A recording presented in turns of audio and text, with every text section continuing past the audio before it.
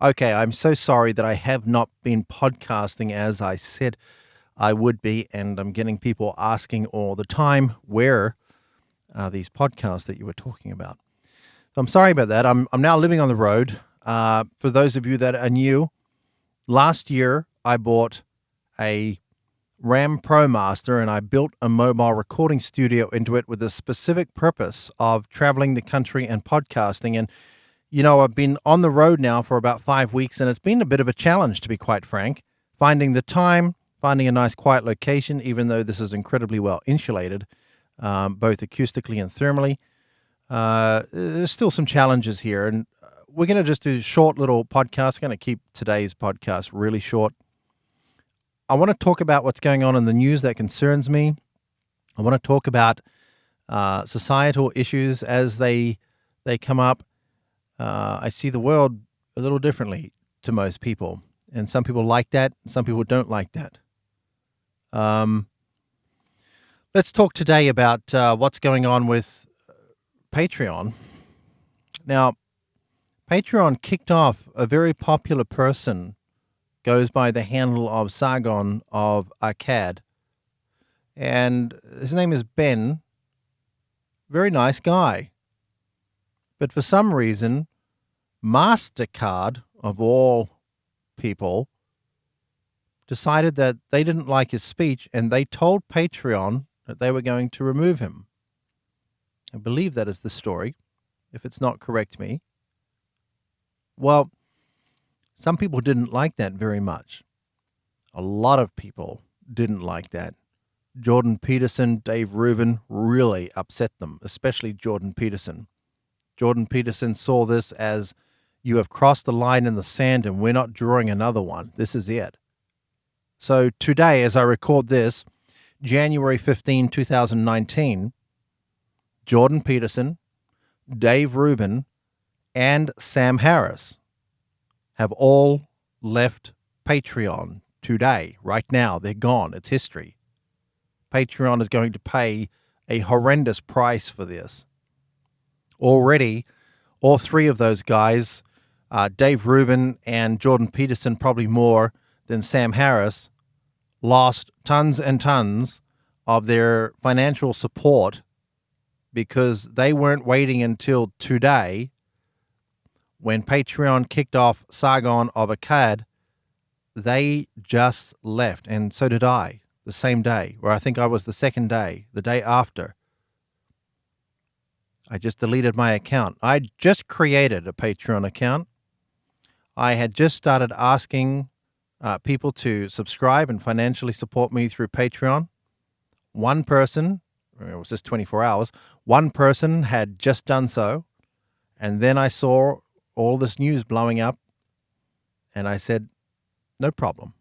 I'm off Patreon. I don't have much to lose. One subscriber. Oh, big deal. And thank you, Mike.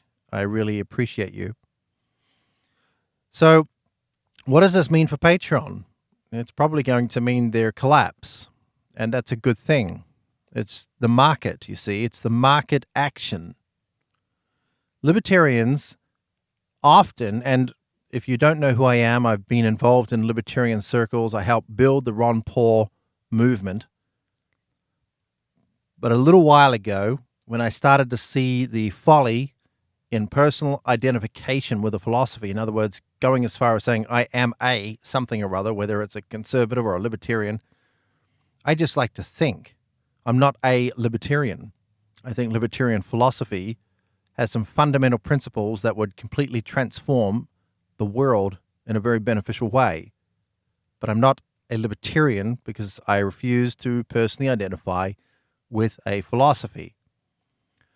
But some libertarians out there are saying, well, we shouldn't be doing all this stuff.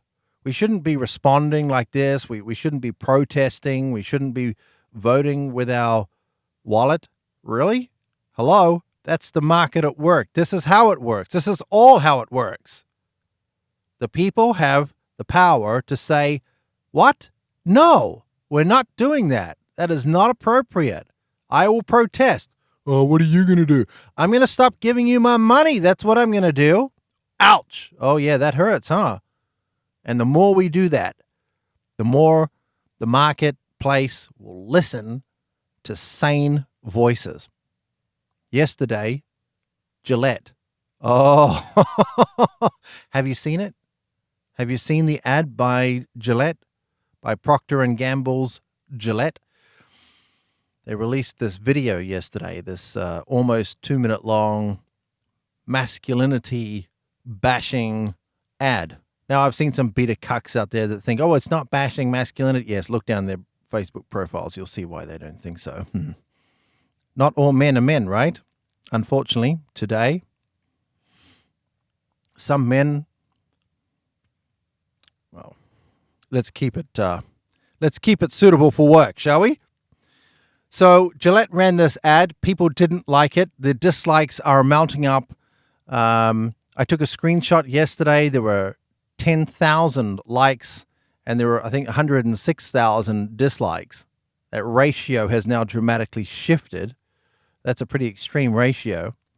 And many people are reporting in the comments on the YouTube video that their dislike of the video, when they've given it a thumbs down, when you click it, it turns blue. And when you return to the page at any time in the future, you can see how you voted, because it'll either show the thumbs up or the thumbs down in blue.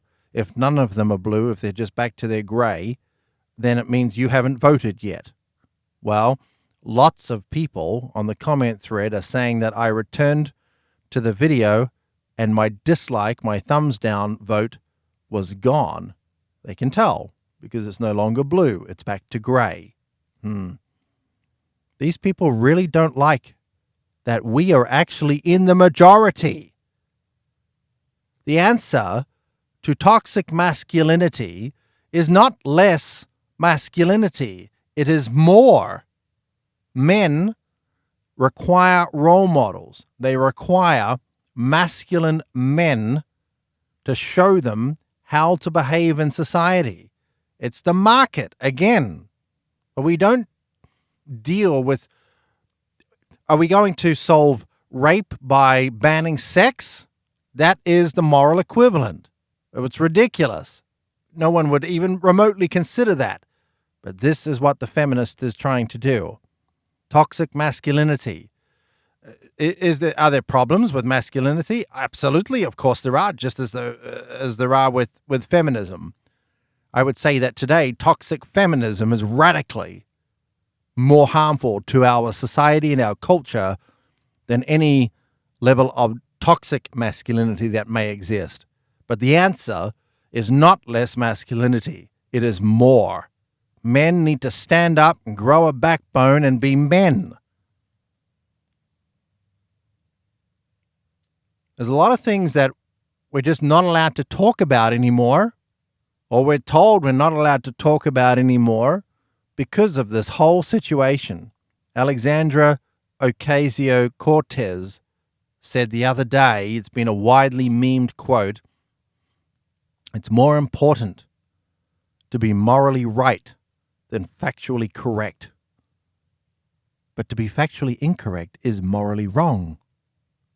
So when society is starting to listen to these kinds of voices, and listen, I mean, look at the followers that she has on Twitter, thanks to conservatives that have no clue on how messaging works. You see these people like Ben Shapiro and others that are constantly promoting this woman. They have no idea. Like, if you would just shut up, for Pete's sake. You know, Bernie Sanders apparently is interested in hiring the same team that helped create the buzz around this woman for his own 2020 presidential run. Woo! Another presidential run, another summer house. Yeah? Come on, Bernie. What do you say? It's not her marketing campaign. It's not these people that put some slick advertising together. It's mainly the conservatives that just can't shut up about her. Good job, guys. Good job, Ben. Look what you've done. Look what you continue to do. Have you considered zipping it? Be quiet. Be quiet, Ben. He just doesn't get it, does he? Hardly any of them get it. All right, I'm going to leave it at this today. I'm going to say things that are going to upset some people, I suppose. I'm sorry. No, I'm not. Over the years, I've developed a thicker skin, but I really do hate criticism. And that's what we're going to start to see now is all the criticism and all the attacks. Racist! Oh, yeah, I'm a racist. Whatever. Golly, I love all people.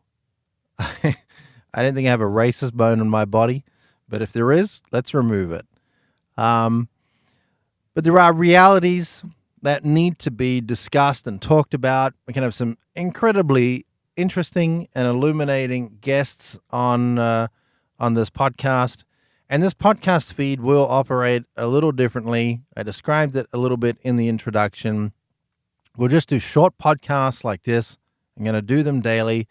And, I'd love to fit everything I want to talk about right now into this podcast, but the reality is that there's tomorrow and the next day and the next day and the next day. So we will cover stuff as we go. Tomorrow, we're going to talk a little bit about the magnetic pole and what is it doing. It's moving faster than it ever has before, and it's accelerating.